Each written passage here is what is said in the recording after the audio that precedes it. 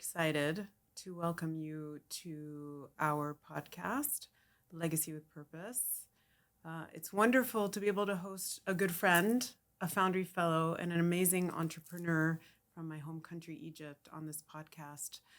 So today we have with us Ahmed Zahran, CEO of KarmSolar, and also Foundry Fellow of the Center for Development and Entrepreneurship at MIT. Ahmed, thank you so much for making the time. We're so excited to have you with us on this podcast. I'm very excited to be here. I'm glad that you are. So I want to get started right away, and I want to start out by asking, your journey has been an interesting one, and you started your career working in a big multinational, Shell, and you worked in London, you moved back to Egypt, you still worked in a fairly large company, also in the energy sector. But at some point you made a decision to step away from stable, big corporate job, and you decided to start your own company called KarmSolar. What was behind that decision to leave the stability of regular income, big company, and then venture into starting a company at a pretty unstable time in the history of our country as well? Actually, I did not choose to start KarmSolar. The reason KarmSolar started is because I was kind of pushed out or fired from the company where I was working, and we found ourselves basically having to establish KarmSolar because we still wanted to achieve the things that we were trying to work on with when we were hired at that company. So it was never a conscious decision. It was kind of, we were being pushed or cornered to do that. Now, the other, I think the one thing that I could elaborate on is that when this happened to us, normally we could have just looked for another job. Mm-hmm. But I think the reason we did not do that and the reason we preferred to start our own thing was, I think it was because of the effect the revolution had on us. That suddenly it was very clear to me that there was so much power in the hands of that man, and he is able to fire and hire, invest and not invest in things that he wanted, and he associated that with what he believed in. And I thought that we deserve a similar chance, that we work on the things that we believe in and we support it ourselves and we make it independent and we secure our own source of income within an institution that we start ourselves. Mm-hmm. So tell us a little bit about KarmSolar. So what is KarmSolar? Well, at the moment we define KarmSolar as a solar utility company. So we're aiming to redesign the power utility, whether when it comes to power generation or power distribution. But this is a very recent definition of the company. The company, changed many times on the way. When we started, we were just, the company was fueled with anger, and it was started to get back at that oligarch to show him that we can do it and to show him that we do not need him, nor we need people like him. But then, anger can take you for a bit of time, but it's not able to take you for the entire journey. Right. And we were again forced to mature and start thinking in a different way. It's very rare that you hear somebody say, I started a venture because it was more of a form of protest. Actually, yeah, it was completely fueled by anger. I hated the guy so much, and I hated the amount of power and influence he had. But this is not enough to build an institution. No. And that's what we realized midway. So at the beginning when we started, we really started to try and develop a certain type of solar water pumping systems because Egypt has a lot of underground water, and it is a main source of water for agriculture. And to use solar energy directly for the pumps, there was a kind of a technical difficulty that needed to be solved, and we managed in solving it with a patent. And that was the beginning of the company. And then we started really developing our business model. Instead of selling solar systems, we started investing in solar stations and selling power to the private sector. And then we started working on power distribution as well, through investment in power grids. And then we started integrating power generation and power distribution. All through solar? Well, the plan is for all the grids that we're managing is that you would get to solar penetration that is 100%. So each grid has its own story and has its own economics, but all of them are moving towards becoming 100% solar. So some grids are still at 2% solar penetration. Some of them are 60% solar penetration. It really depends on how fast that grid is growing, how the demand is changing, whether there's a battery investment or not, and so on. But the aim is to eventually design the power infrastructure that would be able to have 100% renewable energy. Because currently our power infrastructure in many of our countries are designed primarily for fossil fuels, not for renewable energy. Right. So that brings me to my next question. At the time that you started KarmSolar, the world was not, and definitely our part of the world was not all excited about solar energy, clean energy. It was still in the very, very early days. So in many ways, you started this company in a way by accident. And also you started it in a space that was to a great extent against the grain and in a region that was the main provider of fossil fuels. So how did you manage to stay the course to get to where you are today with such a difficult beginning where there are so many things moving against you, whether it be politics, whether it be that clean energy was still not the obsession of the Arab region, building a strong team, all these things. There's so many things, raising capital. There were so many things that were difficult at the time. How did you stay the course? I think there were two specific things that helped us at the time. Number one, that I had access to really some great people that supported us, both financially, psychologically, technically, and they really felt that we represent them, and they felt that our success meant something to them. Right. And the second thing is consistency.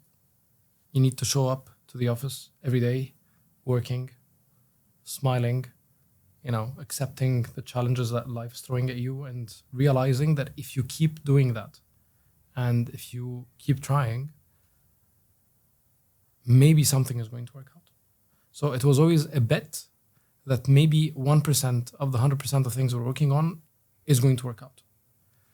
And that what eventually happened. I mean, the company has been around, this month, we celebrate 13 years. 13 years. KarmSolar, yeah. Yeah, that's right. Which is the age of the revolution. And the age of my own company. Oh, yeah. So many of us started companies that year. Yeah, exactly. It was the birth wave. year of many companies, for That's sure, in Egypt. And that's one of the main things that the revolution did to the country that I'm still very proud of, because I still very much belong to that revolution and what it represented to me and to many other people like me. Yeah. I really love this idea of consistency and just keep on showing up. But it's not always easy. So I still have to say, what did you need to tap into to just keep showing up for your team and for everyone? Because it's not always easy to do that in the face of multiple obstacles. What do you think that you have that allowed you to do that? I have a cause. And I think having a cause is something that provides you with the energy and drive to do anything.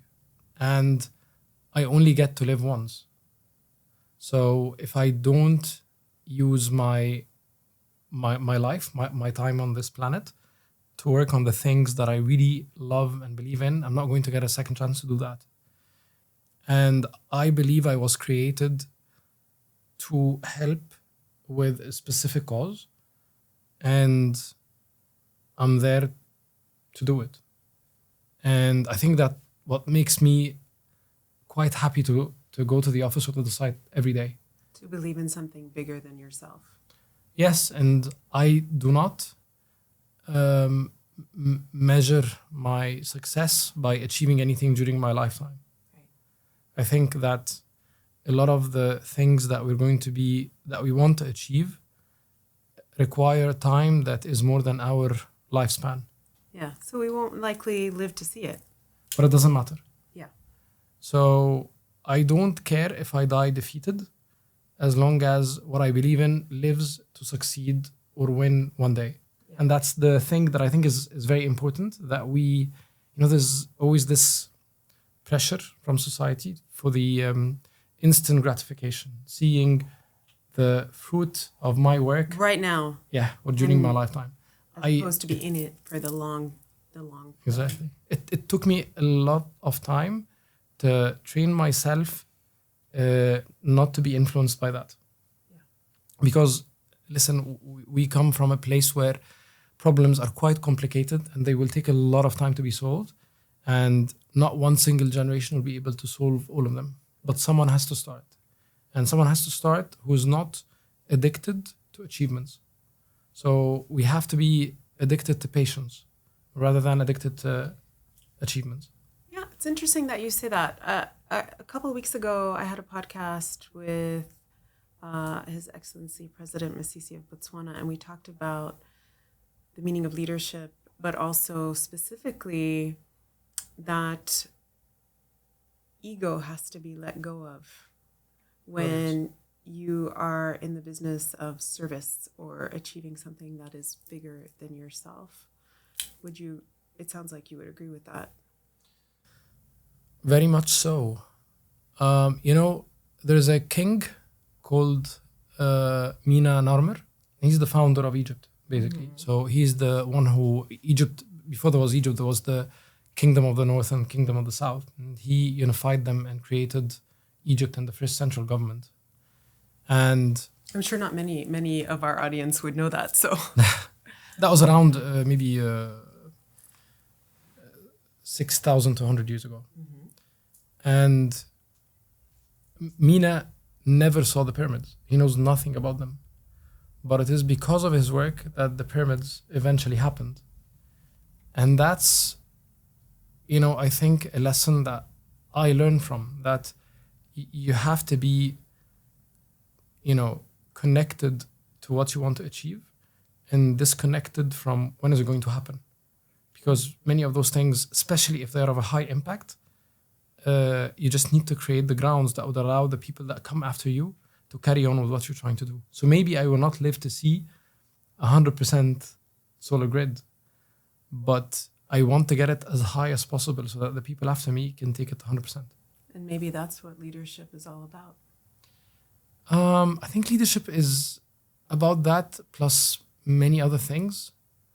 Because life is very difficult and we are created to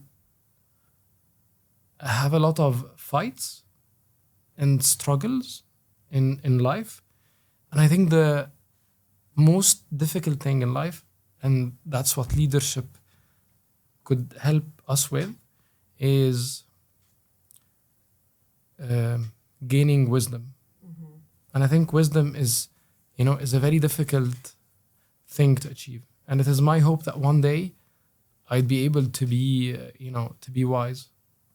And I think that, one of the main goals of leadership should be achieving wisdom, because wisdom helps you understanding others, helps you getting to where you want to go, but also it helps you in building a community, building, a structure of ideas, a structure of,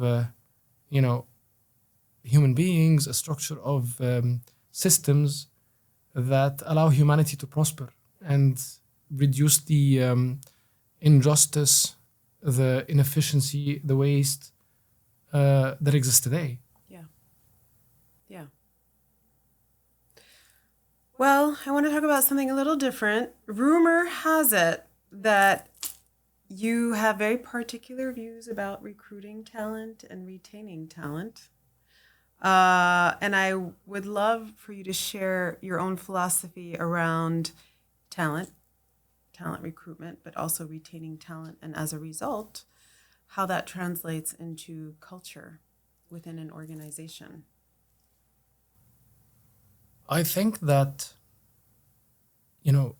talented people like to belong to a cause. and like to understand how their work is going to be impactful on their societies and on the people around them. And I truly believe, and I mean, from what we've seen at KarmSolar, it is important that the people you work with really understand the impact of what they're working on. It's not just about the money, it's not just about the financial compensation, and it's not just about the career development. It's not about the title, it's not about those things alone. It's about what are we trying to build and why are we building it. It's about the cause. Why does this place exist? Why does that place need me? And how can I use that place, this place where I'm working, that institution, to make life better for others and for myself? So it is about the accumulation of knowledge, accumulation of value. And I believe that it takes a lot of time to find those people who are willing to, to work with that work mode. And I believe that it takes a lot of time for people to really understand what their cause is. We sometimes, think that we're born with a cause. It doesn't work this way. And talented people are the ones who understand that it takes time to identify with what we align with and what we want to achieve in life. And I believe that it is the job of any institution to provide the platform for people to achieve what they want to achieve. Exactly. And if when you have an organization that has that as as the core of what they're working on, you're usually able to attract talent that are normally only available for way bigger organizations that are offering much more attractive financial compensations. But we don't have as much money. Yeah. And our people work in very difficult places. But still we're able to attract that type of talent. And I think the core reason for that is the cause that they belong to when they work on those things. And maybe the passion that you have for it. Well, what if I get hit by a bus and I disappear? Does this mean that institution or that cause is going to disappear? The power of any organization is in the ability of its leader to resign. So I think that my biggest achievement to KarmSolar would be my resignation someday. I would tend to agree with that, because I left my own company. Yeah. And it continues on. Exactly. So that definitely resonates with me. And talk to us a little bit about the culture of KarmSolar. For example, I know that you were very bullish about your team having lunch together and sitting on the rooftop and spending time together. Like, what was behind that? Not everybody will take the time, and building a company is not easy. Time is never a luxury, but you would take the time for all of you to sit and have a meal together.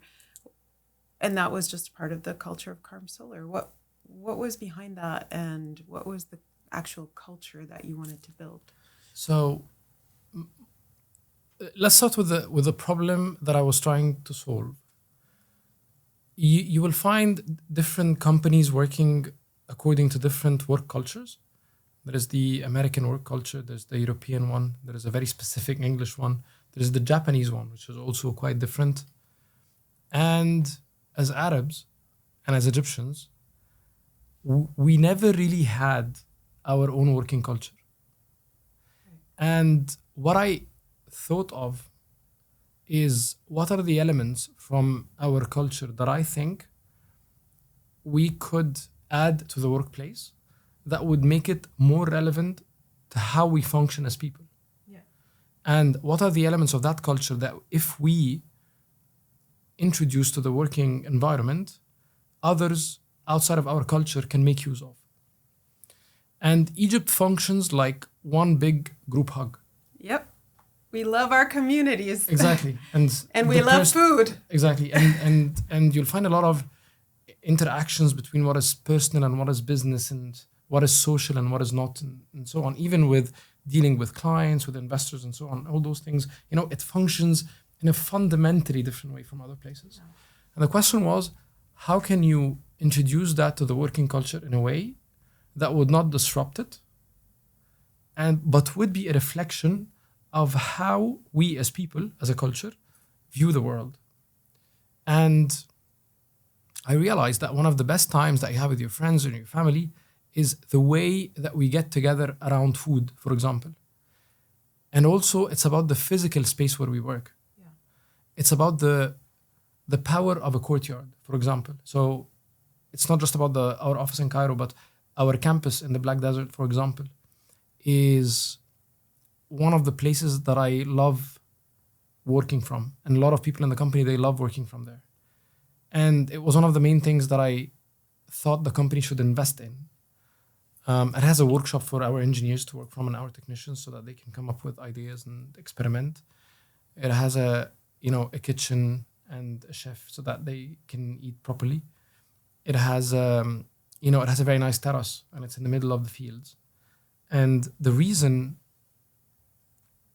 it was designed like that is to make sure that it really borrows from our architecture, our distribution of space, because it's different from it's just a different interpretation of life. We come from hot climates and the role of a courtyard is important. Now imagine what you can do with a terrace and a courtyard within our own architecture. It creates a type of experience for the people working and a type of interaction between all of them that is different from anywhere else. And that was the idea. And it succeeded to the extent that at certain points in time, very talented people who were always very difficult to get to work in the desert loved working from there because it was quite enjoyable, although it was quite primitive. Right. It did not really have a lot of luxury into it, but it had good local food. It had a workshop where they can experiment. It has good architecture. So all those elements contributed to that. And so what I realized is that, a lot of ideas and a lot of suggestions could come when people gather around food to eat together. So it's not a question of offering a good meal. It's not about offering the good meal. It's about the interaction between different parts of the team around the activity of eating. And that's the most important thing, I think, in terms of how we manage it. So they have to eat at the same time. It's not a question of the availability of lunch between 12 and 2, for example. No, it's about lunches being offered during a specific half an hour. And you all have to be there. Exactly. I love it. So fast forward 2024, which is where we are now, and KarmSolar had a difficult few years getting started, with some difficulties in between, obviously, like any company. But now KarmSolar is in a very, very different place. And not only is KarmSolar very successful, but KarmSolar has also given birth to a number of new subsidiaries. And that kind of family of companies continues to grow and evolve. And you've moved beyond Egypt to other markets. So I wanted you to share with those who are listening in, what is that full growth journey for you? What has that been like? And as you give birth to new companies and new ideas come into fruition, how does that fit into that original vision? Or has that original vision also shifted with time? Or has that stayed very stable with other things falling right in between to achieve that? I mean, definitely the vision changed many times, actually, because as we were working we were learning and discovering things. KarmSolar today is a platform, and it has to function as a platform that allows others to build things that they believe in and to be able to technically develop what they're working on. And the reason it has to function that way to achieve its scalability is because I have to be less involved. Right. The role that I play is to make sure that that platform is functioning efficiently and that people are getting the resources that they need to build what they want to build. And it has to function in that manner because there are many ways of doing things. And if I stick to my way, this means that there are many other possible, alternatives, scenarios, methods that can be used that will be missed by the company. When you're working in a difficult environment, in a difficult economy, you cannot count on one way of thinking and you cannot count on one source of revenue. And because I grew up in Egypt and because Egypt is a difficult place to do business in, I was always thinking of that the importance of a backup all the time, the importance of options all the time. And that made me and the management make sure that different methods by different management teams or managing different companies can be implemented and that we can support them and accept that people can do things in a different way. And we only intervene if they need support, if there are certain problems that are happening, if they're facing certain challenges that they do not know how to deal with, or if certain things require certain type of experience that they don't have. But in general, they are left to do things the way they want and to grow their own businesses within the umbrella of what KarmSolar is. And that really what enabled us to diversify our sources of income and survive those difficult times, especially after COVID. And allow people to evolve and create their own things. Yes. Which is because I mean... not necessarily a common model, right? I don't know if this is a common model or not. Please remember that most of my learning is from trial and error. Yes. I did not really get... As with most entrepreneurs, right? That's a part of the entrepreneurial journey. Exactly. So I don't know what happened out there. The reason I do things like the fellowship and other educational activities that I engage with is I try to find out what is out there and what can be used to minimize the impact of trial and error, because at the end of the day, trial and error has an impact on the organization. Yeah, for sure. And it's always better to try and discover things so that you can reduce that impact. But again, I really learned a lot from how others within the company manage their part of the business, how they look at things. I really learned from our board and how they look at things. There's a lot of beauty in diversity. Definitely. And previously, I was not like that. I was very specific and particular about how things should be done.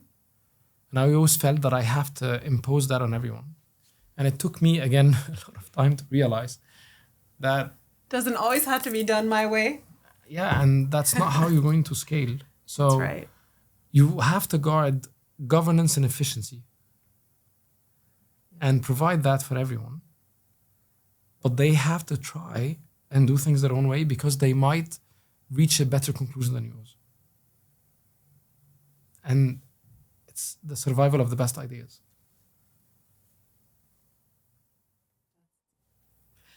That's quite profound, actually. So hold governance and proper governance stable along with efficiency of the business, but allow space for everything else to emerge in its own particular way.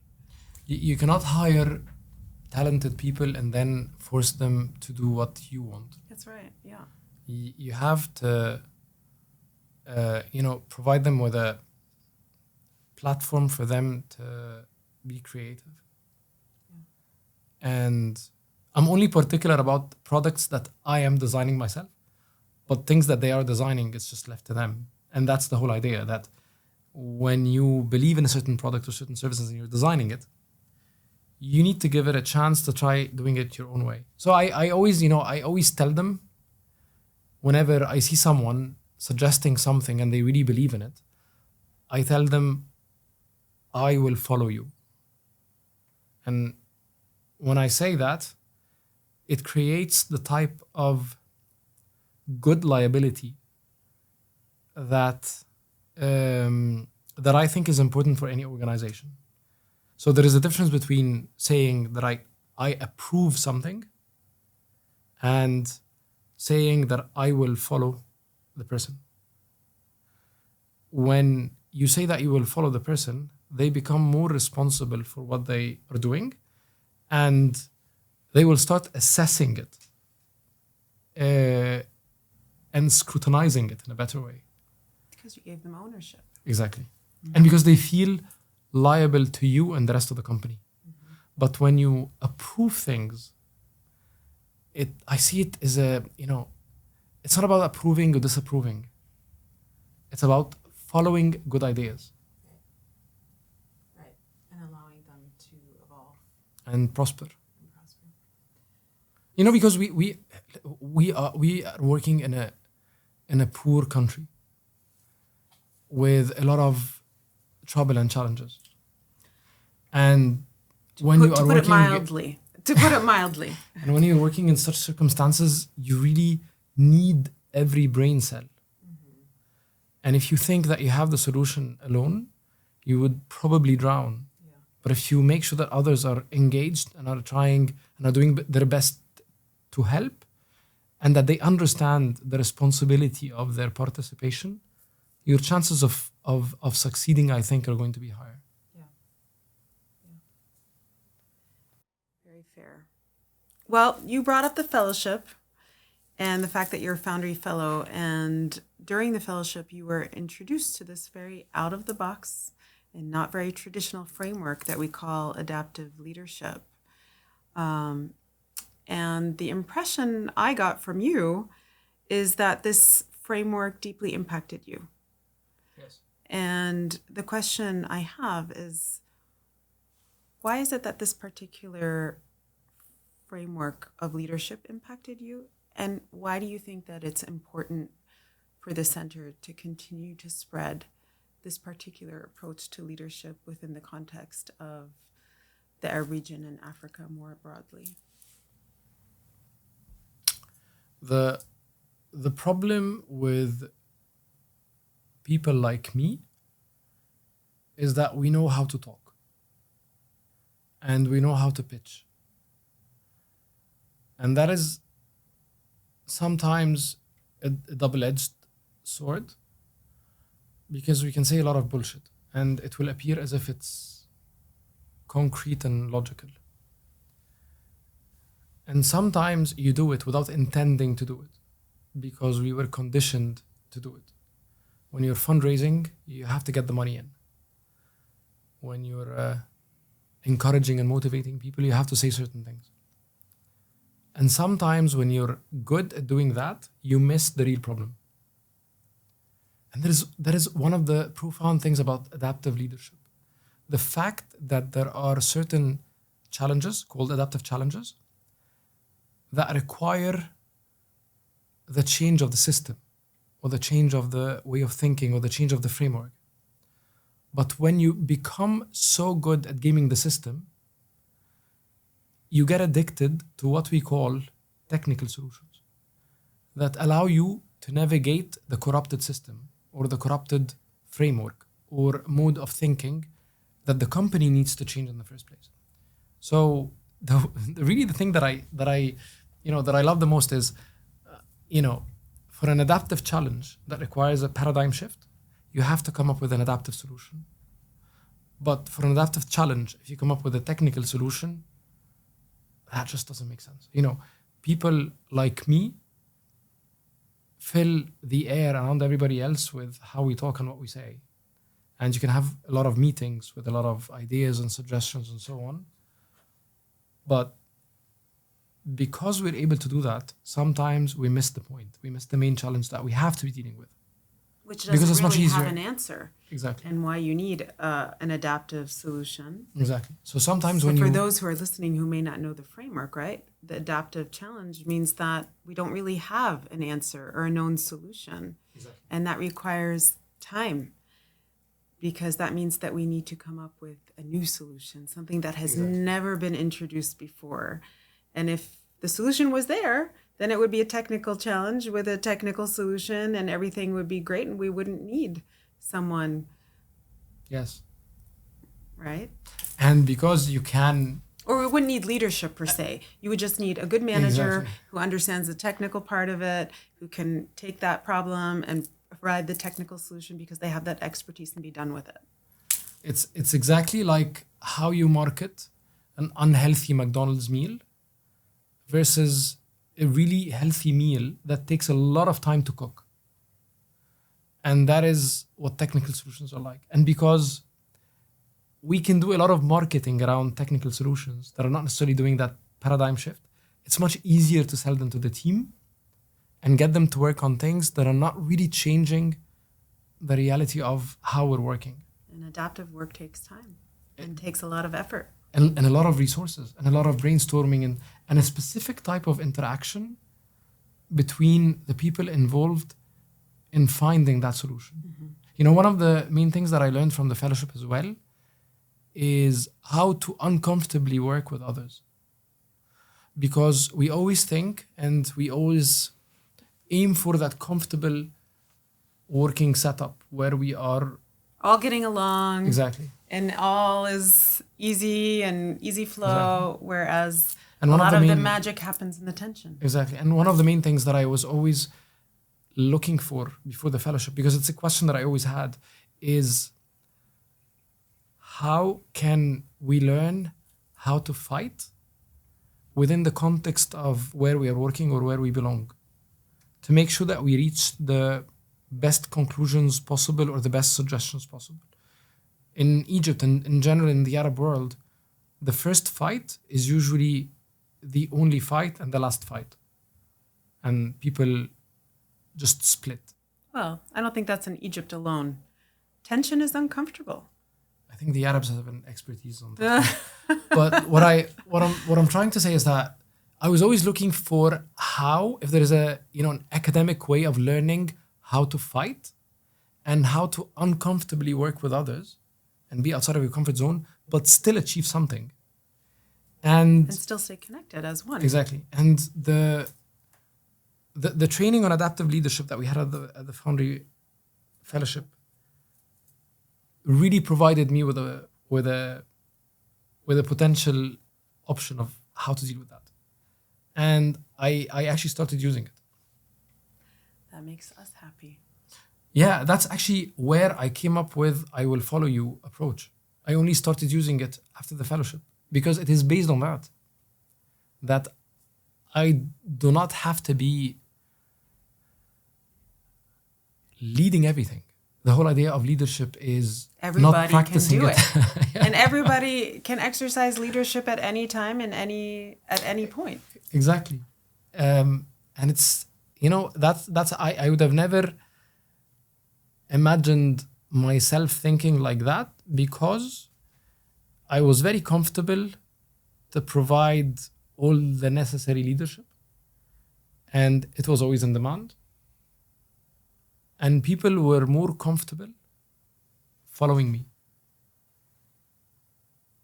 And I think it's when they realized that I am not just willing to follow them, but it is my intention to keep following them. I think it created a shift. Yeah, it changed how people are perceiving how we're working together. Yeah, that makes me very happy to hear. Yeah, it has become a very scary statement. Whenever I tell anyone that, they're like, I need to take ownership now. The light's on me. Yeah, I get that. Part of during the fellowship as well, you were also exposed to our own views on Africa and the importance of, Egypt is a part of the Arab world. It's also part of Africa. And at the center, we talk about there was Africa pre-colonial times and Africa during colonial times and Africa in a post-colonial era, and where We haven't seen the third one yet. well, we've seen We're we've still we've during seen the colonial the time. rise of political independence. What we have not seen is true economic liberation. I don't differentiate between the three. Well, I would agree with you. I don't necessarily differentiate, but for the sake of the world, I think, in the eyes of many, Africa has achieved political independence, but we are still very much trying to find our way towards economic agency and sovereignty. And at the center, we have this deep belief that entrepreneurs are extremely important to the achievement of economic agency and sovereignty within Africa. What are your own thoughts around the importance of entrepreneurship and entrepreneurs to creating economic agency within countries like Egypt and beyond? Entrepreneurship is a form of resistance. It is a way of fighting stupidity, inefficiency, corruption, and the oligarchs. The world is missing our interpretation of the world and our interpretation of life. And we have so many colors that the world has not seen yet. And I think that this will be only achieved if there is a true and sincere decolonization of Africa and the Arab world. And not just Africa and the Arab world. I think this is a thing that connects Africa, Arab world, Latin America, Asia. I'd Many call them countries have been a part of this journey. I'd call them the unfortunates of this world. And the beauty of entrepreneurship is that it allows you with very little resources to fight against the powerful and show your point of view. And although we have a lot of resources in Africa, we don't have access to them. So there's a difference between having a resource and actually having access to it.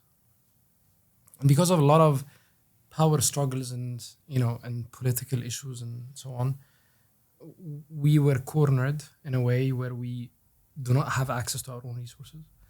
And I think what entrepreneurship is providing us with is the tool to resist and change all of that. Because entrepreneurship teaches you and allows you to use the very little resources that you have access to tap into the bigger resources that you're not allowed to touch. And it allows you to outsmart the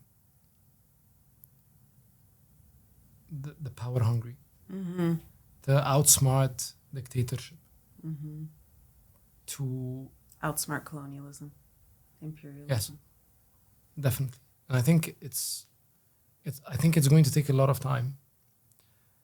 But I think that we are creative people. And I think that the hardships that we had to go through and the number of things that we had to struggle with on daily basis while growing up has made us interpret the world and see it in a fundamentally different way from others. The way we are able and willing to confront things that are usually disruptive in many places is higher than what you would find in Europe or America or any other developed country. And I think this is our passport to a better life. Because not only do we work with much less, but we are capable of coping with tougher circumstances. We're resilient. Yeah. No, I wouldn't want to use resilient because resilient is a very Western way of looking at it. It's not resilient. We are more capable at dealing with randomness.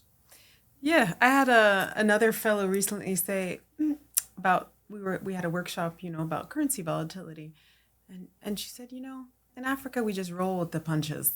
Because Exactly. I said to her, I said, what was going through your mind when the devaluation in your particular company or country happened? And she said, Dina, we just roll with the punches where we come from, just the way it goes.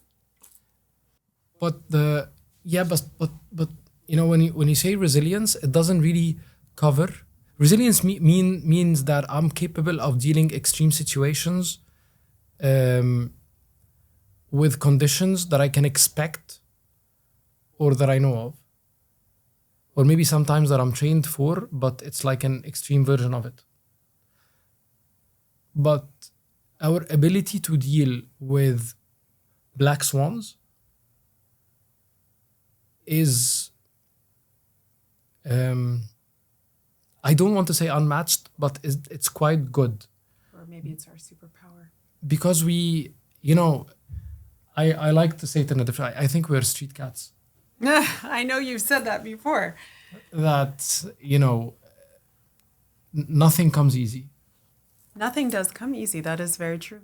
Yeah, within a condition where everything is against you.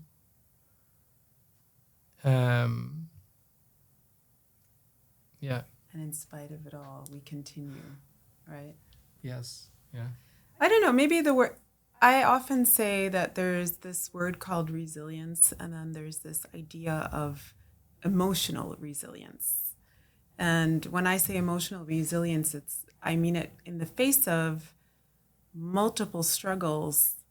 Uh, you do not fall apart. You don't bury your head in the sand or go into a deep, dark depression. It's more that you are able to push through the difficult moments and manage your emotions in a way to allow you to keep taking one step forward in front of the other. I have never seen that, as much as I have seen that in my own country or in countries like ours. Because you cannot afford that 10 minutes of crying. Yeah. In many ways, it's very true. I mean, you just simply cannot afford it. There are a lot of people dependent on you. You have a lot of commitments. You have to be always capable and ready to deal with unfamiliar situations, unexpected issues, and still grow, because it's not just about survival. By the way, it's about growing within that context and within those circumstances. And I think this is the thing that this is the value that we have to offer the world. I think this is a missing color.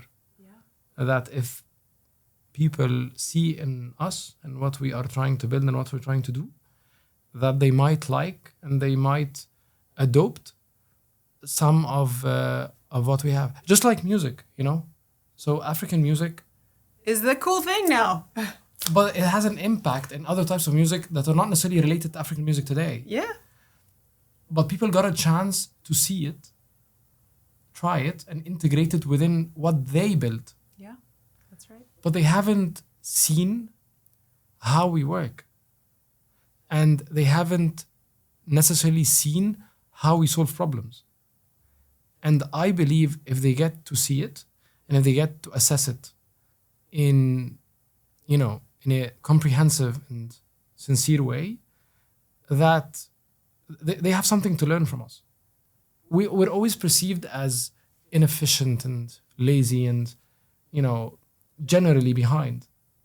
And although this is true from a technical point of view, and although we are far behind in terms of human development, which is true, and we're poor, and we have to admit it, and we have to acknowledge it so that we're able to deal with it.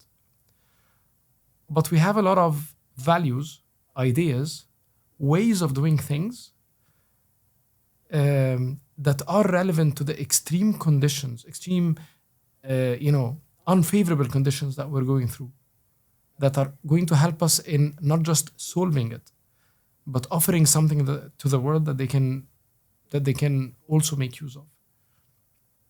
And I know that this is necessarily going to happen during my lifetime. But I know that the work we're doing today is going to have a contribution to what our people are going to achieve 200 years from today. Yeah, or hopefully sooner. I have to ask you, you have become extremely famous amongst your fellow fellows at the center and amongst many people who also know you with this term entrepreneurship is resistance. And you and I have been friends for a very, very long time, but I've never actually asked you, how did that phrase pop into your mind? Because I always think of that oligarch that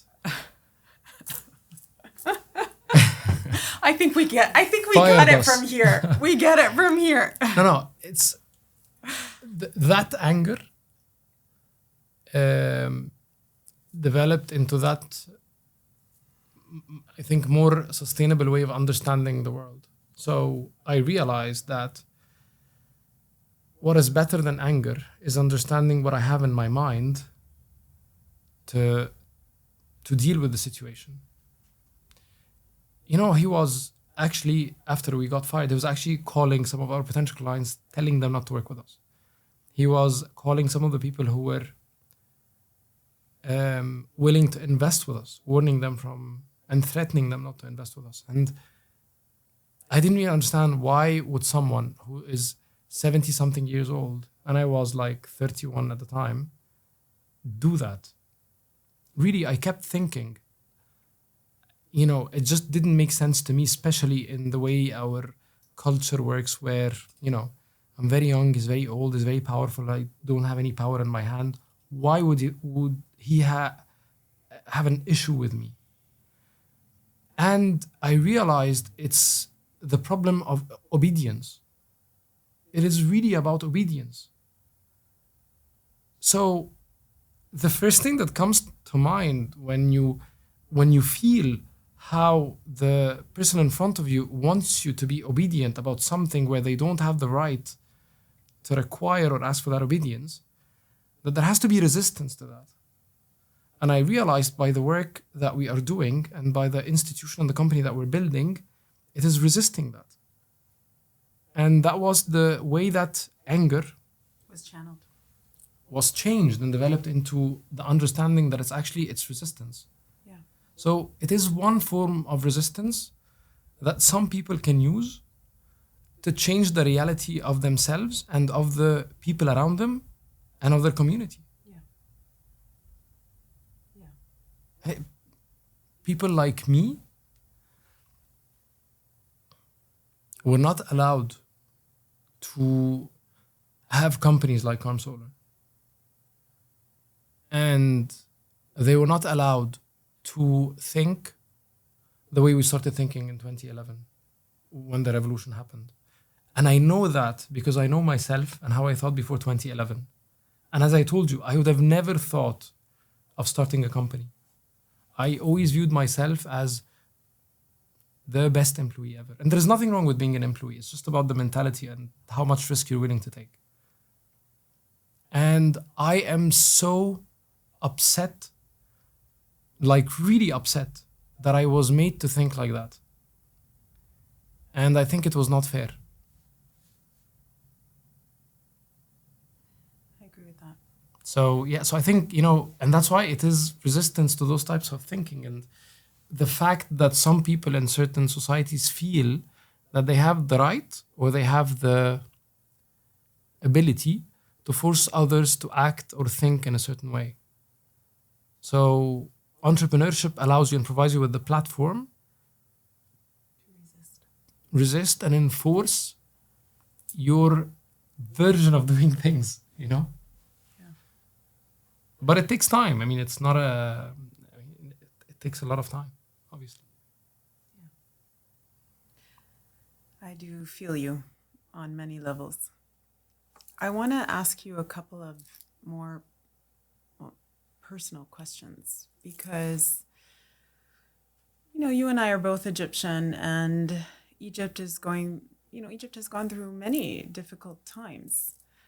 But there's something really wonderful beautiful about the Egyptian, or I would say about you in particular, is that in spite of some of these challenges and things that frustrate us about state of the country and so forth and so on, you have this deep love for your country. And for those who don't know you, you have a deep love for history, and the history of Egypt and the history of the Egyptian people and the culture and how the culture has evolved and the food and the different kinds of food that exists in our country. Where did that love come from? Did it come from your family? Where did it come from? And how do you keep that love alive as you also have some feelings of anger as well?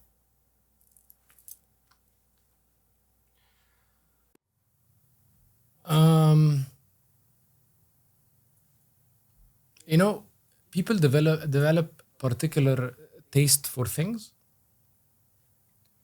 and usually when you grow somewhere and the place, you develop a taste for that. So I definitely have a taste for Egypt, but I think the thing that connects Egypt to other countries and to Africa and to South America is the suffering. And that's what I love about Egypt, is that I get a chance to punch some people. And I hope that this would be helping others in other places give punches to those who deserve it as well. And Egypt is, for me, is I don't want to sound like nationalistic, but it can provide a lot of relevant examples to a lot of people because it sits on the intersection of different cultures and trade routes. So it means something to Africa because we have a shared history of oppression. It means something to the Arabs. It means something to the Mediterranean. It means something to different types of people in different societies.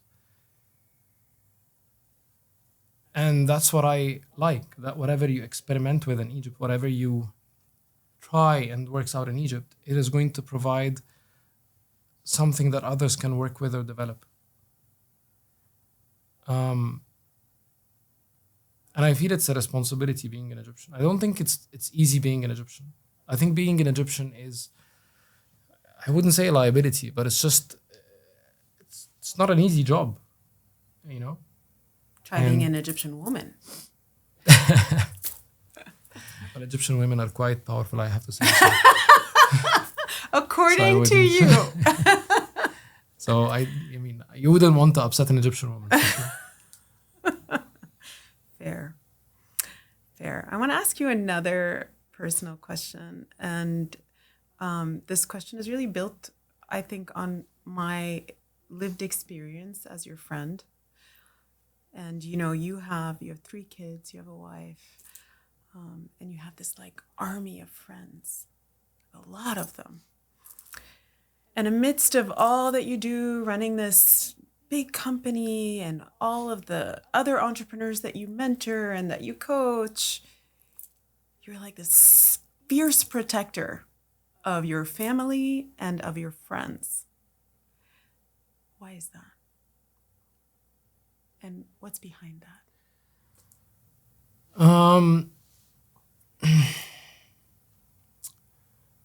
When you are living in a shitty neighborhood,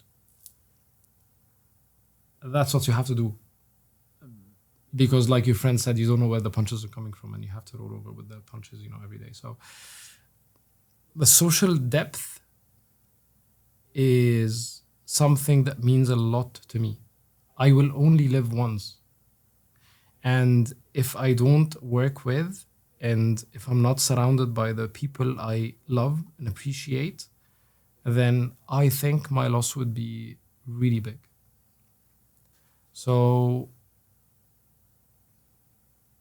that's why I think it's an important aspect of my life, really.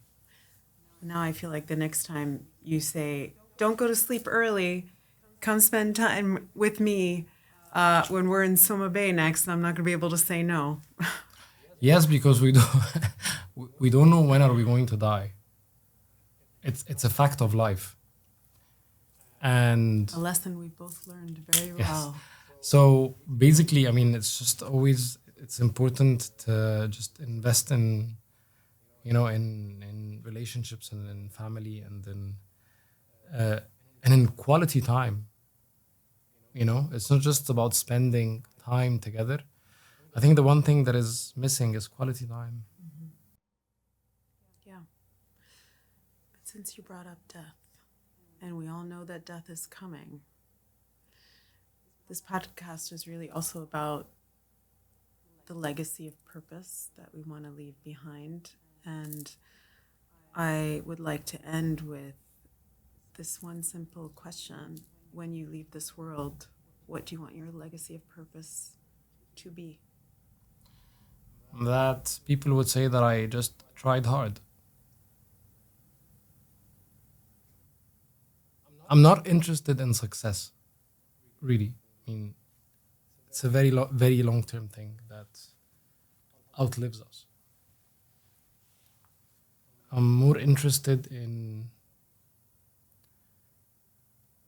building the infrastructure that would support us and others and allow someone to succeed someday.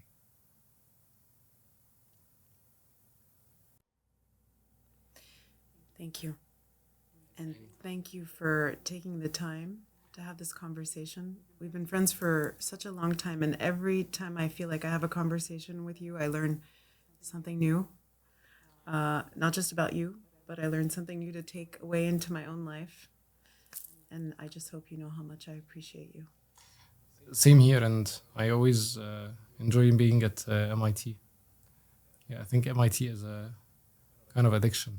Well, we enjoy having you. Everyone around here, the minute you walk in, we're big fans. Oh, me too. I'm a big fan of you personally, and for all the support that you provide for the people around you. I mean, whether in the US or back in Egypt, I don't know how much people are aware of that, but you do play a role even in your absence back home. Thank you. I appreciate that. I hope you still call it home. It 100% is home. Okay. It is 100% home. I am also deeply in love with Egypt, not because I want to punch anybody, but because I love it. It's my home. It is. Thank you, Ahmed. Anytime, Dina.